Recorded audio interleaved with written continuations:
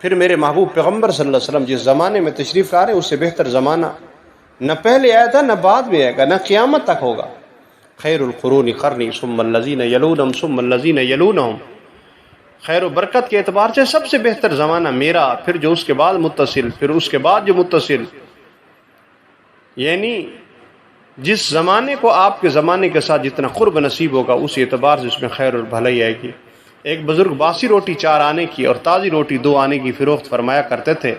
وجہ پوچھنے پر ارشاد فرمایا کہ بھائی باسی روٹی کا زمانہ نسبتاً اللہ کے پیغمبر کے زمانے کی قریب ہے، اس لیے اس میں خیر اور برکت بھی اسی اعتبار سے زیادہ ہوگی.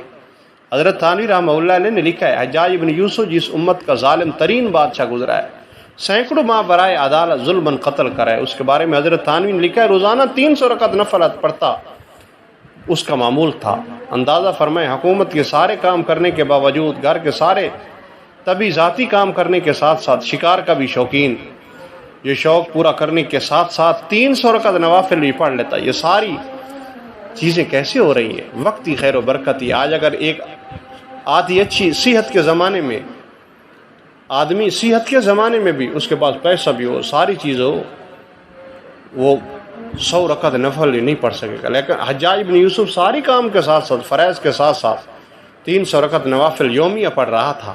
اصل بات یہ اس کا زمانہ آپ کے زمانے کے قریب تھا، جیسا کہ تابعین میں سے تھا، صحابہ اس کے زمانے میں زندہ تھے. یہ ساری آپ کے زمانے کے قرب کی خیر و برکت تھی کہ حجاج جیسے ظالم آدمی کو اتنے بڑے نوافل پڑھنے کی توفیق نصیب ہو رہی ہے.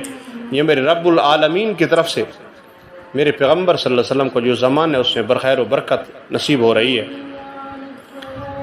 جب آپ کے زمانے کے قرب کی وجہ سے ایسی خیر و برکت نصیب ہوتی تو خود آپ کے زمانے کا کیا حال ہوگا، اس میں کتنی خیر و برکت ہوگی. میرے پیغمبر صلی اللہ علیہ وسلم کے صحابہ کی زندگیوں میں اللہ کریم نے بڑی برکت ڈالی.